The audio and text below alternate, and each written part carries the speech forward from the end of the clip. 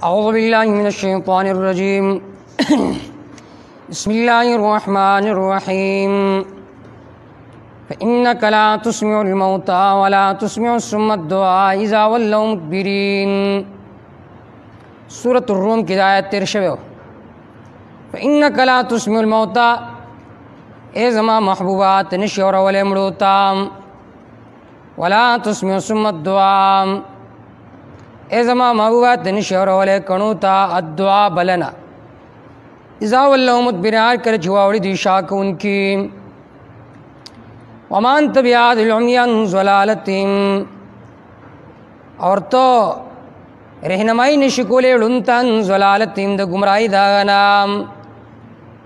دلتا مخ کی مو ذکر کرو سورة النمل کی چی دلتا ذکر دو مشبہ بھی دے اور مراد مشبہ دے یہ تو استعارہ مکنیہ وے لکی کی چی کفار اللہ تشبیح ورکڑے شوی دا مڑو سرام کفار اللہ تشبیح ورکڑے شوی دا کنو سرا کفار اللہ تشبیح ورکڑے شوی دا رندو سرام پدی تشبیحات کیا تنزل دا اعلان ادنا طرف تام یو قسم خلق واغدی چاگم لدی جاوی تمام حواس مکمل ختم دی کافرانو کی یو قسم خلق آگا دے چاگوی نہ اوری نوینی نہ سوچ کولیشی اگر قرآن کی رازی ختم اللہ والا قلوبیم مور لگول اللہ تعالیٰ پزڑون دا دیوان دی مختم القلب تھی لکہ مڑی چیو دویم قسم آدی چاگا کانے دی والا سمعیم مور لگول اللہ پوگونو دا دیوان دی اور دریم قسم آگاوی والا ابصاریم چاگا ڈنوی نو دا دری قسم دا کفارو تا اشارہ دا چی باز دسی دی چاوی بالکل پا قرآن با نظام نپوہ کئی او باز دا سی دی چی آوی دا قرآن مجید احکام اورینا او باز دسی دی چی قرآن مجید بالکل اورینا قرآن مجید تا بالکل کینینا نو دا تشبیح یا پا طریقی دا تنزل دا اعلان ادنا طرف تا یو قسم پشان دا مڑو دی بے دویم پشان دا کنو دی بے دریم پشان دا رندو دی یا دا کفار و اقسام طرف تا اشارہ دا ختم اللہ والا قلوبهم والا سمعهم والا ابصارهم غشاوة ولهم عذاب عظیم اور ماوی چی دلتا ذکر دا مشبہ بھی دے مراد ری مشبہ دے استعارہ مکنی دا انکا لا تسمع الموتا اے زما محبوبہ نشور والے تمڑوتا نشور والے کفارو تجد مڑو پشانتی دی ولا تسمع الصم الدعاء نشور والے کفارو تجد کنو پشانتی دی بس دلتا مسئلہ دا سماع الموتا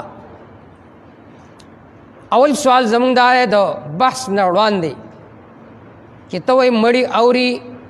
نو ما تحت الاسباب اوری یا ما فوق الاسباب اوری کما تحت الاسباب اوری اسباب اشتے نو بیتا قبر تدند کڑے والے دے او کما فوق الاسباب اوری نو ما فوق الاسباب سماع دا صفت دا اللہ تعالیٰ دے انہو هو السمیع العلیم سننے والا جاننے والا صرف اللہ ہے بغیر دا اسباب و اوری دن کے صرف اللہ تعالیٰ دے نو کتوئی ما تحت الاسباب اوری نو دا قول خو کولے نشی کوئی ما فوق الاسباب اوری نو دا خبر دا شرک تا ما فوق الاسباب سننے والا صرف اللہ تعالیٰ دے بل سوک نہ دے وس دلتا دا سماع الموتا مسئلہ دا ٹول اول یو مفسر دے ابن جریر کیا تفسیر دا ٹول نمخ کینے دے اگر ذکر کی پدی آیت کی ہادا مثلا ضرب اللہ للکافر دا مثال اللہ دا پار دا کافر بیان کر لے فقدا لا اسمع المیت کسرنگی چی کافر ناوری دارنگی مڑیم ناوری دلتا تشبیح ذکر کرلا پا آدم سوا کی دل خلق اعتراض کی چیتا سوی مڑی ناوری دلتا ذکر دا مشبہ بھی دے مراتر مشبہ دے کوئی وجہ شبہ انتفادہ آدمی سماعت چاہ ذکر کرلا دگور ابن جریر ذکر کرلا کرا ذکر کی فقدا لا اسمع المیت کذالک لا اسمع الکفار قولکا کسرنگی چی مڑی ستا وینا ناوری دارنگی کفار امستا وینا ناوری حاصل دا علی سبیل الاصل والضابطہ دا اتفاقی مسئله دا عند الفقهاء چې مړی ناوري علی سبیل الاصل والضابطه د اصل او د ضابطې په اعتبار سره دا اتفاقی مسئله دا چې مړی ناوري. دا قول د امام شافعي هم دی، دا قول د امام احمد هم دی، دا قول حضرات احناف هم دی. ابن قدامه لوی کتاب دی، پای کې د حنابلو دا قول ذکر دی چې مړی ناوري. دارنګه شرح د مهذب للنووي ای کې دا قول چې مړی ناوري. او دلیل دا په سورۃ الفاتحه آیت نمبر 22 کې براشي چې وما انت بمسمع من فی القبور، نه تورون کیا چاہتا چې په قبرونو کې پراته دي. دارنګه د امام ابو حنیفه رحم الله مسلک هم دی، کوكب الدرر کې رشید احمد گنگوی ذکر کړل چې مړی ناوري. دارنګه نور مفسرینو دا قول ذکر کړل چې مړی ناوري. لکه د دې آیت دلاندې انک لا تسمع الموتى فانک لا تسمع الموتى، لکه دلته ذکر شو ان فانک لا تسمع الموتى. اور په سورۃ نمل کې ذکر شوی دی انک لا تسمع الموتى. سورۃ الفاتر کې براشي وما انت بمسمع فی القبور. دارنګه یو څلورم آیت هم دی، هغه د سورۃ الانعام آیت ته انما یستجیب الذین یسمعون والموتى یبعثهم الله ثم الیه یرجعون. تفسیر خازن، تفسیر نشافوری، ابن جریر ټول دلته دا ذکر کړی دي چې اصل کې دا عبارت دا ده انما یستجیب الذین یسمعون ای الاحیاء، ژوندي اوري، والموتى لا یسمعون، مړي نه اوري، الله به پورته کې به واوري. دارنګه فتح القدیر کتاب الجنائز کې دا اکثر علماء احناف قول عدم سماع چې مړي نه اوري. دارنګه علامه عینی عمدۃ القاری کې ذکر کړل چې مړی ناوري. علامه رشید احمد گنگوی رحم الله ذکر کړل قول عائشہ رضی الله تعالی عنها او د ابن عباس رضی الله تعالی عنہ چې مړی ناوري. دارنګه دا قول د مولا علی قارم نے په شرف فقہ اکبر کې چې مړی ناوري. وس دلتا اختلاف پس کې دی، وس سوال دار هغه چې ټول ائمه په دې متفق دي چې مړی ناوري. نو خلق خوی چې سماع الموتى اختلافي مسئله ده، د اختلاف پس کې ده. نو ګوره دا خبر ذهن کې کېږي چې اختلاف په دې کې نشته چې مړی اوري یا نه اوري. دا مسله اتفاقی ده چې مړی نه اوري. البته اختلاف په مواضع منصوصو کې ده. شیخ الاسلام ابن قیم رحم الله، امام بخاری رحم الله، صاحب د فتح القدیر، علامہ آلوسی رحم الله، علامہ شاہ نورشاہ کشمیری رحم الله، آپ مواضع منصوصو کې د سما قائل له. او مواضع منصوصه هغه به درې دی. یو حدیث ذکر النیال له چې هغه اویا سنادید قریش هغه چې کله کوی ته گزار کړی شو، نبی صلی الله علیه وسلم ورسره خطاب کړو، هغه اوریدلی کنو اوریدلی. ادم حدیث ذکر النیال له چې کله خلق مړ قبرستان کې دفن کی لا واپس شي ته نه چې فرشتي ولا غری او دا مړی د دې کسانو د خپو کشار اوري. دریم حدیث د سلام دی چې پای کې د جواب ذکر دی چې مړی ته سلام کوي هغه تعالی جواب راکړي. دا دریم حدیث چې دی حدیث د سلام، دا حدیث درست نه دی، په دې باندې بز کلام کوم. البته کم چې اول دواړه روایتونه دي هغه مؤول لی، پای باندې ان شاء الله مونږ بحث کوو. ګوره څوک چې هر وخت د اورېدلو قایلي چې هر وخت مړی اوري، دا بدعي عقیده ده. او چې کله د دې عقیدې د وجې نه ستا دا نظریې وي چې مړی زما سفارش هم کولی شي، نو دا به شرکي عقیده ده. او چې کله ته حاجات ته غواړي نو دا به شرک حقیقي دی. دې وجې نه حکیم الامت مجدد الملت علامہ اشرف علی تھانوی رحم اللہ کتاب مہمات التصوف کیا ذکر کئی کہ سماع الموتى شرک چور دروازہ ہے. سماع الموتى دا شرک غلاګر دروازه ده چې کله ستا دا کې چې مړی زما خبري اوري به بزید هغه نه به حاجات غواړي. اوس مخکې د دې چې مونږ بحث کو په روایتو باندې اور د احلاف اقوال پیش کو، یو څو اعتراضات دي داغه جواب. اول اعتراض دا خلق و انک لا تسمع الموتى، تمړو ته نشي اورواله. ودل تنفي د اسماع ده، نفي د سماع نه ده. دا خو نه دی ویل کنه چې مړی نه اوري، بلکې وی چې ته نشي اورواله په خپل اوري. نو یو خو الزامی جواب دی وما انت بهاد العمی څه مطلب لون لیدل کولی شي خو ته ورته لار نشي ښودلی فما هو جوابکم فهو جوابنا هلته ته وایي نه هلته دا معنی نه ده نو دلته هم دا معنی نه ده انک لا تسمع الموتى نفي د اسماع نه ده دا الزامي جواب دی تحقیقی جواب دا دی چې ام عائشہ رضی الله تعالی عنها استدلال کړل د دې آیت نه په نفي د سماع الموتى باندې اور هغه عالم باللغت العربیه وا هغه عالم باللغت العربیه وا اور په صحابو کې چا نکیر نه کړ په ام عائشہ رضی الله تعالی عنها باندې ګوې سکوتی اجماع منعقد شو پدې چې انک لا تسمع الموتى پدې کې نفي د سماع ده نفي د اسماع نه ده ته نفي د اسماع ده او چا چې دین استدلال په نفي د سماع کړل دا غلط دی نو تا خو نعوذ بالله ام عائشہ رضی الله تعالی عنها طرف ته دا غلطی نسبت کو لکه دی مولا حمدالله جان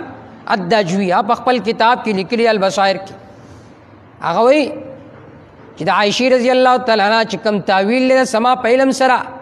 جدیر ان یضحک به وی دا د لایق ته چې دی پوری خندا وکړي مور پوری خندا کوي نعوذ بالله او بل ځای کې وی استدلال د ظاهر د کتاب الله من اصول الكفر دا د کفر اصول لی او په دریم ځای کې وی چې عائشہ رضی الله تعالی عنها د آیت د ظاهر نه استدلال کړل نو نعوذ بالله استاس هغه مشر او عائشہ رضی الله تعالی باندې د کفر فتوا لګوله نو کته دا وای د تانه دا بعید نه د تبوی چې عائشہ رضی الله تعالی نعوذ بالله غلطه شوی ده لیکن موږ دا سینه وای ام عائشہ رضی الله تعالی استدلال کړل د آیت نه پنه وی سماع الموتى باندې هغه عالم باللغت العربیه وا هغه عالم باللغت العربیه وا نو لہذا واست دا پرتګ ولا جوړه چې نفي د اسماء ده نفي د سماع نه ده دا ته په غټه غلطۍ کی او دویم دا د صحابه په حضور کې د استدلال کړل چا په نکیر نه کړ معلومه شي سکوتی اجماع منعقد د پدې چې د سما تمام صحابه په نزدیک دلته نفي د سماع وا نفي د اسماع نه دویم جوابدار یو وی متابع اور بلوی متابع نو نفي د مؤثر مستلزم وی نفي د اثر لرا چې د اسماع نفي وشوا نو د اسماع نه بعد سماع حاصلېږي نو چې د اسماع نفي وشوا د سماع نفي خود به خود وشوا دویم اعتراض باز خلق دا ذکر کوي چې دلته سماع په معنی د خلق باندې لري چې ته پکې سماع نشي پیدا کولی انک لا تسمع الموتى تمړو کې د اوریدلو صفت نشي پیدا کولی لکه انک لا تهدي من احببت د دې اول جواب تحقیقی خدا دی چې عائشہ رضی الله تعالی عنها استدلال د آیت نکړل په نفي د سماع الموتى باندې هغه عالم باللغت وکتای دویم جواب دی ان تسمع الله من يؤمن بآياتنا فهم مسلمون د دې سمانه ده چې ایمان والو کې ته سماع پیدا کولای شي نعوذ بالله دا خو غلطه معنی ده دریم اعتراض باز خلق کې دا ډېر مشهور اعتراض دی وی دلته نفي د انتفاع ده نفي د انتفاع ده وی وګوره کافر خو اوري خو فائدت نشي اغستله نو کته وی چې نفي د سماع ده نو کافر خو اوریدل کولای شي نو معلومه شو مړیم اوریدل کولای شي خو فائدت نشي اغسته دا غریبانان بالکل یتیم فی العلم دي دوی ته د مشبہ به اصول نه دي معلوم زید کل اسد زید پشان د شیر ده زید مشبہ ده اسد مشبہ به ده او په مشبہ به کې په جانب د مشبہ به کې وجه شبهه دا حقیقی او کامل وي او په جانب د مشبہ کې وجه شبهه دا ادعایی وي اور دا غینه کمزوری وي لکه زید کل اسد زید پشان د شیر ده پس کې بشیر ده یعنی ماتولو کې یا په غاخونو کې یا په سیرولو کې نه بلکې وصف مشهور تر مراد ده یعنی په شجاعت کې خو شجاعت په جانب د مشبہ به کې کامل ده او په جانب د مشبہ کې کامل نه ده بلکې ادعاء ده یعنی گویا چې دا زید پشان د شیر ده نو دارنګي دلته انک لا تسمع الموتى په جانب د مشبہ به کې نه اوریدل حقیقتا دي په جانب د مشبہ کې نه اوریدل ادعاء دي او وی اوري خدا اوریدل د دوی پشان د کل عدم دي ځکه دوی د هغې نه فایده نه اخلي نو دا غریبانان پوهېږي نو ځکه دوی دا وایي چې دلته مړي خو تاسو وایي نه اوري نو کافر خو اوري مونږ ورته کافر اوري دلته په جانب د مشبہ کې وجه شبہ ادعاء اندا او په جانب د مشبہ به کې حقیقتا دا یعنی په جانب د مشبہ کې نه اوریدل ادعاء اندي او په جانب د مشبہ به کې نه اوریدل حقیقتا دي کته دا سیندا نو تا خو به تشبیه معکوس کړه د تشبیه سره خپې دی مات کړی. دویم جواب دا چې د دې آیت نه استدلال کړل میشی رضی الله تعالی عنہ په نفي د سماع الموت باندې نو کته دلته نفي د انتفاع ده نو ام عائشہ رضی الله تعالی عنہ د تانه ډیره پوها په لغت باندې. دریم جواب دا چې کله فائدہ تینې شاسته نو خبرې کول خو سره به عبث کنا او عبث کار دا ناجایز دی. او اول جواب ما ذکر کو چې مشبہ به کې اوریدل نه اوریدل حقیقتا دي او په جانب د مشبہ کې نه اوریدل دا ادعاء اندي. او آخری جواب دا چې توې چې دلته نفي د انتفاع ده نو ولا تسمع ثم الدعاء دلته ما نه سکی چې کون ستاده خبرې نه فائدہ نشي اغسته اوریدل کول شي فما هو جوابكم فهو جوابنا. دا غوی هغه سرسری اعتراضات چې ما ذکر کړو. اوس بل بحث دا غوی چې کوم روایت دي هغه باندې مختصر تفسیر کوم. یو روایت حدیث د قرع النعال دی نو د دې جواب دا دی چې وګوره اول جواب خو اصولی انداز سره کوم څه وړاندې چې نست قرآن دا دی چې انک لا تسمع الموتى تمړو ته اورول نشي کولی فإنك لا تسمع الموتى وما أنت بمسمع في القبور. دې ته قطعي نس ویل کېږي. د دې مقابله کې کچرته خبر متواتر او مشهور راشي نو د کتاب الله د نس اضافه به موږ په خبر مشهور او متواتر سره کوو لیکن هر چې خبر واحد دی یا حسن دی نو د هغې اضافه په کتاب الله باندې جایز نه ده. اول به موږ کوشش کوو د تطبیق که تطبیق ممکن وي فبها ونعمت که تطبیق ممکن نه وي نو به مونږه خبر واحد پرېږدو او دا خبره صاحب د اصول شاشی ذکر کړله اور صاحب د حسامی ذکر کړله صاحب د توضیح تلوی ذکر کړله ټول اصول یې دا ذکر کړله چې کله د نص په مقابله کې خبر واحد راشي تطبیق وکړو که تطبیق ممکن نه خبر واحد به مونږ پرېږدو. او دا غریبانان څه کوي په کتاب الله کې تاویل کوي د الله په کلام کې تاویل کوي خبر واحد کې تاویل نه کوي. نو اول جواب دا د قرع النعال والا روایت چې ده د کې موږ تعویل کو چې دا خاص ته اولی وجه سره لکه صاحب د فتح القدیر ذکر کوي چې اولی وجه سره خاص ته نو عمومي استدلال د دې نه درست نه چې هر ټیم کې مړی وي. دویم جواب دا جمله تنجیزیه د ظاهرا اور تعلیقی د معنا لو کان حیا کچرته د مړی ژوندی وي نو دی به د هغوی د خپو کشاروان وي. مولا علی قاری پشر د مشکات برقات کې دا توجیه ذکر کړی دا. دریم جواب دا کنایه ده عن سرعت نزول الملائکه چې دا فرشتي ورته دومره زر راشي چې دا خلق د دنه واپس تلی نه وي فرشتي راغلي. سوال جواب د پاره الکوكب الدری کې علامه رشید احمد گنگوی رحم الله دا ذکر کړل. اور آخری جواب د دې دا ده چې د دې قرع النعال په روایت کې یو راوی دی عبد الاعلی بن عبد الاعلی په دمانی کلام دی لسان المیزان کې. دویم حدیث تو قلیبی بدر دی چې جناب رسول الله صلی الله علیه وسلم خبر وکړي سنادید قریش سره. عمر رضی الله تعالی یا رسول الله تو اورینه د دې په جسمونو کې روح نشته دینه دا معلومه شو د صحابه نظریه دا و چې مړې نه اوري ځکه روح په کې نشته اوریدل دا د روح کار دی. اور قبر میں پڑا دڑ ہے وہ سنتا نہیں ہے قبر کی خود دڑ لاش پروت ہے آسنگ گواوری ذکر عمر رضی اللہ تعالیٰ عنہ فوراً خبر وکړه چې یا رسول الله تسنگ دیتا اور نبی صلی الله علیه وسلم فرمایل دوی وس اوری د تانم ډیر اوری. نو د دې حدیث جواب ام عائشہ رضی الله تعالی عنها چې دا وورید نبی فرمایل چې دا حدیث مؤول له په علم سره مطلب دا دی چې هغه ته د برزخ هغه احوال معلوم شو پته ورته لګیدا کہ بد برزخ عذاب و سزا سنگدا. اور امام بخاری رحم اللہ دا امام قتادہ قول ذکر کر لے چدا معجزہ دا پیغمبر صلی اللہ علیہ وسلم وا احیاهم اللہ حتی اسماهم توبیخا واسرتا ونقمتا للکافرین. چکل دا معجزہ شوا نو بے استدلال دا دین درست نہ دے. او بل جواب دار ہے چدا خاصو ذکر نبی صلی الله علیه وسلم ورته فرمایل ما انتم بیاسماء ما اقول لما اقول، تاسو ناورئ سچ زوی ما. مطلب دا دی چې دوی خپل د برزخ په احوال باندې پوه شو، تاسو په دې خبر باندې نه پوهیږئ. دریم حدیث ته حدیث ته سلام، چې مړي ته سلام وکړي هغه سلام اوري جواب ورکړي. دې روایت باندې کلام دی. په دې کې یو راوی دی ابن سمعان، هغه کذاب راوی دی، وزا دی. میزان الاعتدال کی تہذیب و تہذیب کی باندې کلام موجود دی. د دین علاوه الصارم المنکی فی الرد علی السبکی آپ په دې باندې خسته کلام کړی دی چې دا روایت چې دی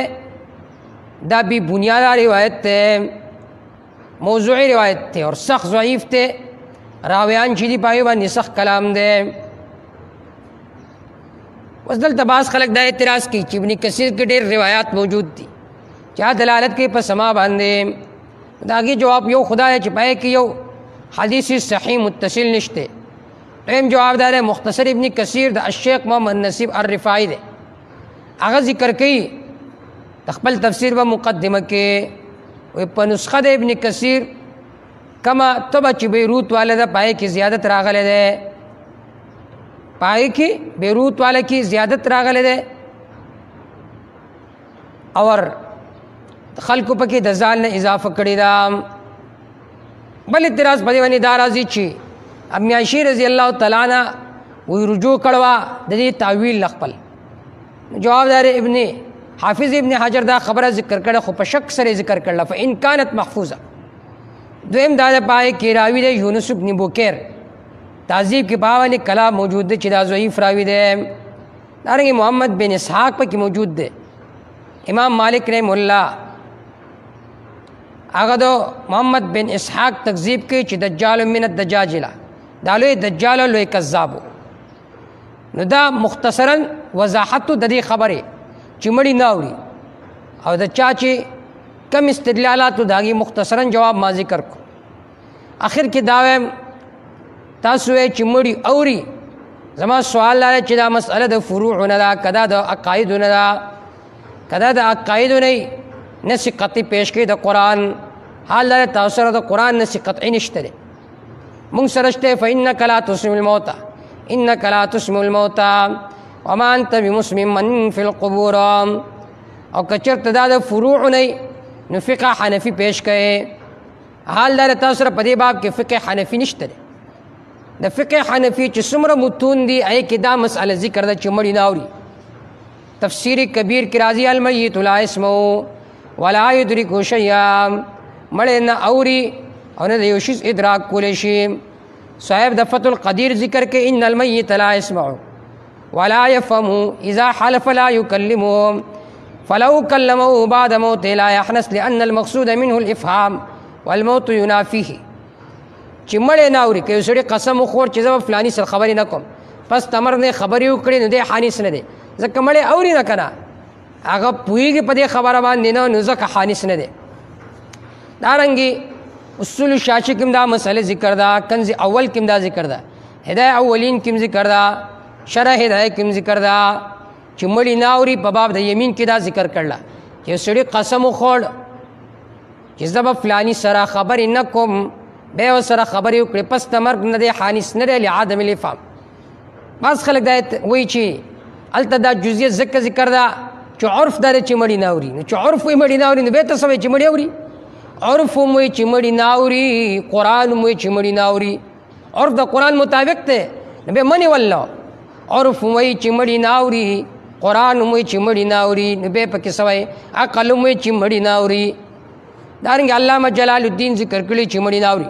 صاحب د کوكب الدریه علامه رشید احمد گنگوی ذکر کړي چې مړي نه اوري. صاحب د بیضاوی ذکر کړي چې مړي نه اوري. صاحب د در منصور ذکر کړي چې مړي نه اوري. دارنګې مسامره والا فیض الباری مراکل فلا تحتوی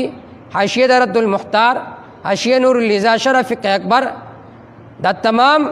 فقها ذکر کړي چې مړي نه اوري. بس آخر کې صرف یو فتاوا ذکر کوم، فتاوا دارالعلوم دیوبند ہے کہ مفتی عزیز الرحمن ہزاروی سے ذکر کی سماعی موتا ثابت نہیں بلکہ عدم سما پر نص وارد ہے. وی سماع موتا ثابت نه ده بلکې په عدم سماع باندې نس وارد دی. نو د دیوبند